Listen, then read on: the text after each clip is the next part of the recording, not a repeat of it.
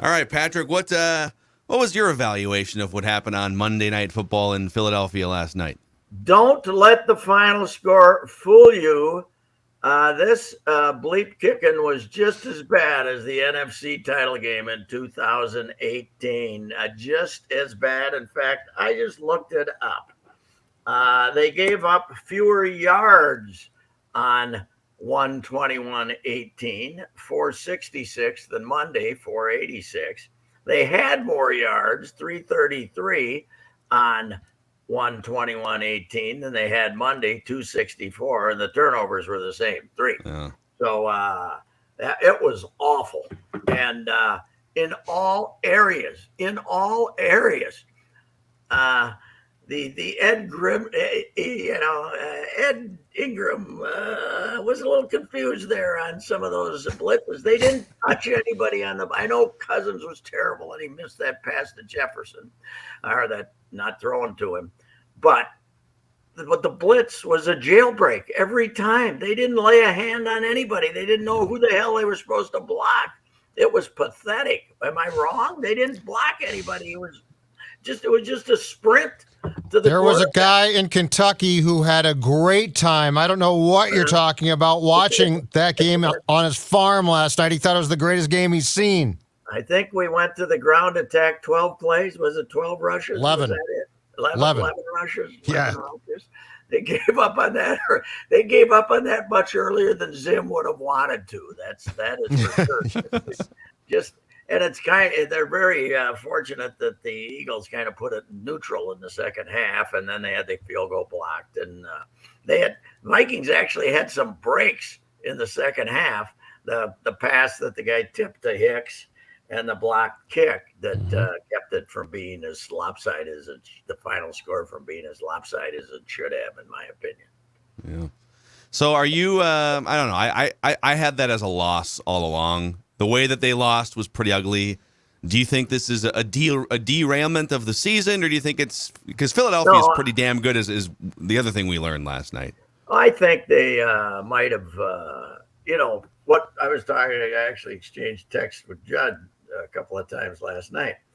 We were doing they were showing on the Vikings-Packers game this umbrella defense that Donatel plays that basically leaves the middle of the field open. They keep everything in front of them, keep everything inside. And with that collection of receivers and the tackles that Rodgers was playing with, two nobodies, and the receivers who didn't know what the hell they were doing, they didn't take advantage of that. Well, these guys got to be sitting back in Philadelphia saying, if they're going to play this soft defense, we'll just kick their ass in the middle and we'll let Hurt break out of the pocket and do whatever he wants to do. And that defense isn't going to work. That letting everybody play in the middle there. And then I think the key to the game was one of the very keys of the game is Slay played so well against Jefferson that I don't think anybody thought that Jefferson. There were some opportunities, but not big opportunities like we're used to seeing with him. So it was just a good old fashioned ass kicking. I think that defense, Royce, I think it works with the right people, and that's the problem. The Vikings looked pretty damn slow, and you can't like the linebackers. Hicks looks pretty slow. Peterson looks slow. Bynum got absolutely done on that that deep shot. Harrison Smith didn't look great. I think the thing is you need to have the speed to keep up with that strategy offensively if you're going to even attempt that defense, and the Vikings couldn't do it. Did I see Hunter trying to chase a guy down the field playing defense last night about 12 yards down that was field? DJ Wanham. That was DJ Wanham. DJ Wanham trying to run with this. So this offense is going to have pass rushing defensive ends chase guys into the middle like that. And the thing is, he lined up. That was Smith. He lined up. It wasn't like, oh my God. It was like at the line of scrimmage, DJ Wanham was on Smith in the slot. Why? Oh. You got no chance. Call timeout. How about me? Let me try to cover. I love that guy, by the way. That Smith. Oof, I love that guy. I mean, they didn't really feed him like they could have, but man alive, that guy can make some plays. They're pretty good. That's what happens when you don't have to pay your quarterback any money, right? That's Absolutely. Yeah. Good. How about this guy though? I saw him throwing the ball all over a couple of early last year and saying he can't play, and then they're showing us these videos of him lifting 600 pounds and stuff, and he's a rock. And man, it was just too easy for him last night. That's for sure. Yeah, no, he's. I think they were kind of experimenting with him, and maybe he'll be the starting quarterback of the future. And now it's like Philadelphia might be the best team in the NFC, and Well, yeah, when you look around, if they can, they can stay in one piece, and they got the kid from South Dakota State, the big tight end Goddard, who's a monster too. He's a big old boy. They can throw to him too. So they got. They were a good looking team. There's no doubt about it. They got Kelsey too. I mean, they got some receivers there. The two great wideouts, and the big guys too. They're pretty good. They got Kelsey's brother as the center, who's doing well, and they got a. Travis was there too. I saw that he was up in a jersey. Yeah. Yes. His brother's jersey was great. Looked like he might have been drinking a little alcohol too. You think? Yeah. You think the Kelseys might drink in season? Mm-hmm. They said Harden was there last night, and who was there from the Bradley Cooper was there last night. Yeah, Love Bradley Cooper. Who was somebody there from the hockey team too? Did they say or something? I mean, they were. Was Bryce Trout Harper there? was there. Harper was there. I don't think Trout was that's there. right. Yeah. Well, now we. I was thinking this was the first game since the NFC title game, but apparently there's a Linville Joseph interception game that I cannot remember. 2018, Kirk's first year. They came in there. After they getting their ass kicked in them. We're very good at that, by the way. After getting our ass kicked in title games, we Viking fans from way back when still like to talk about how we proved we were better than the Chiefs by beating in the opener the next year after losing the Super Bowl. This proved that we're okay. Good, thank you. Anyway, Falcons, right? Didn't they open in Atlanta in '99? But they did get beat, right? They beat the Falcons. They won that game. Yeah. Yeah. So we showed them too. We're better than you.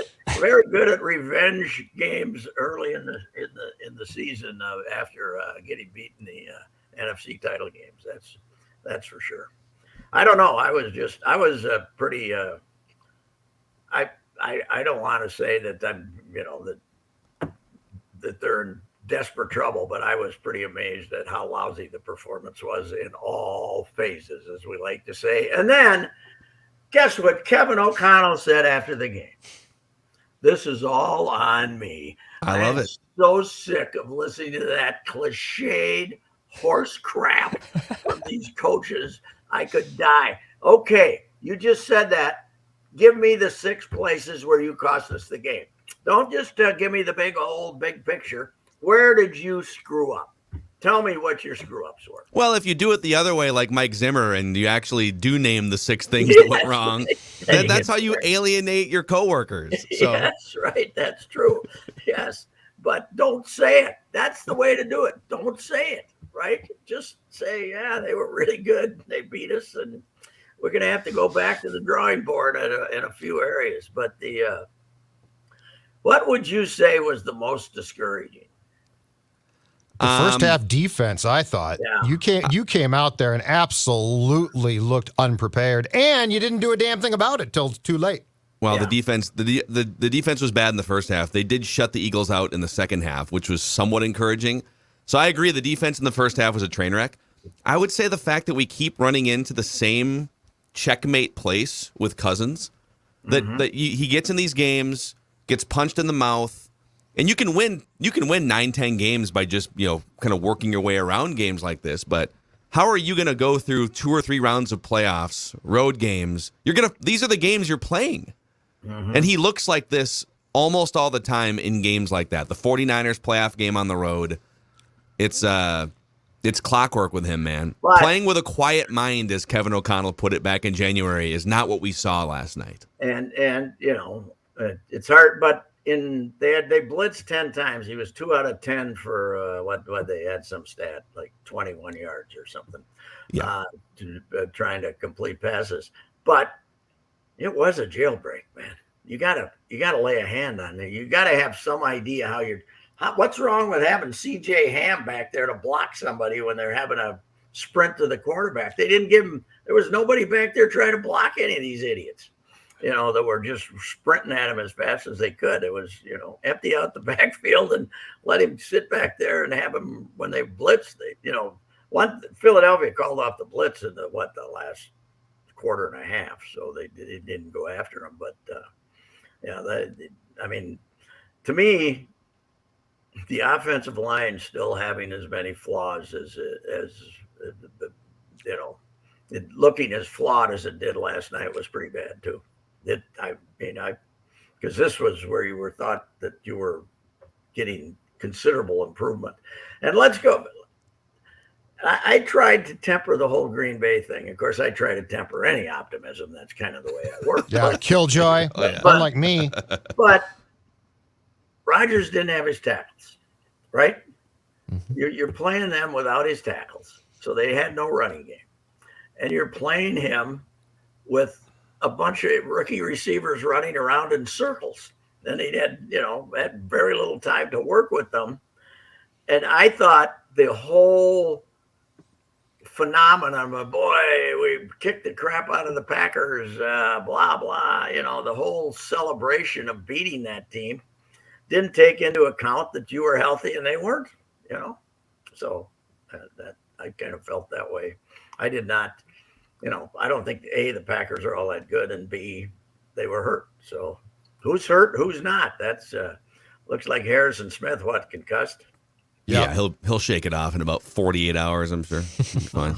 You guys see there's in that other game, the guy who got ambulanced off the field in the Titans-Buffalo game walked out of the hospital this morning, though. So really?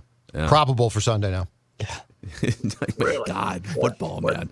They brought an ambulance on the field and stretchered him off. How did Josh Allen get this good? What the hell? I mean, as I said a couple of weeks ago, the cheerleaders were in trouble when he was throwing the ball his first year. They could have got hit in the Look out. He could have got hit in the head at any moment. He was throwing it all over the building. And now all of a sudden it's just, Stephon Diggs died and went to heaven. He just, they just had that, they're going to have to, they haven't paid him. Have they paid him yet? They haven't had to pay him. Oh, yeah. But they still kept a lot of the money. It isn't cap killing him yet, though, right? I mean, it hasn't. I don't. No, he's not. He's definitely not one of the 3 top cap hits. His cap hit's lower than Kirk's this year, for sure. Isn't it amazing, though, to see guys who are happy to be in Buffalo? I mean, it was Diggs. they had to run, obviously, and when you had no way to get out of a place, back in that was one of the greatest teams I've ever seen, and they managed not to win a Super Bowl. But these guys seem to be having the time of their lives. And one thing, a year like this cheap ass owner up there is going to get himself his new stadium too, right? He's going to get himself, oh yeah, he's going to get $1.5 billion stadium up there, paid for by the state of New York, just to keep it going. But anyway, I got one other thing to talk about. Nick Nelson sent these stats out today, and I just commented. It's my buddy, my best buddy, Nick Nelson. Twins Daily and Phil Mackey. So I can't see these. Thanksgiving Day. Every Thanksgiving, Phil and Twins I Daily guys. We send each other cards, yeah. I was ranting yesterday about this, and then we had these stats. Where are they? Jorge Lopez with the Orioles. 48 and a third inning, 0.68 ERA. Jorge Lopez with the Twins, 17 and 2/3 innings, 5.60 ERA. I blame injuries for one. And I blame pitching science morons. I talked to Rocco the day they got him. 97 mile an hour sinker. We love it. then why in hell are you throwing off-speed pitches off the plate on 2-2 counts? The fact that they ruined this guy, the sciences, the scientists, the geniuses, breaking ball, don't throw any fastballs, breaking ball is one of the big, one of the big blights on this team is you got this guy. He was great. And in 2 weeks, 3 weeks, within 3 weeks, you turn him into a piece of horse dog. Way to go, fellas. You guys are just... Pete Mackey. I blame Pete. He instills no confidence. Pete's not. Josh Kalk. Blame Josh Kalk. Okay, let's go Josh Kalk. Yeah, I don't think the interim pitching coach isn't the one running the whole show. I have no confidence. He looks like he's going to cry every time he makes a trip to the mound, okay? He's just like, oh, I don't know what to do. Rocco has got this. Well, in the future, he's got to lock his door in the afternoon and not let anybody in. Just, let me ask you this. Call in Jorge Lopez and say, Jorge, whatever you were doing in Baltimore, keep doing it. Go get him, baby. Don't look at these printouts that we're giving you to throw more breaking balls.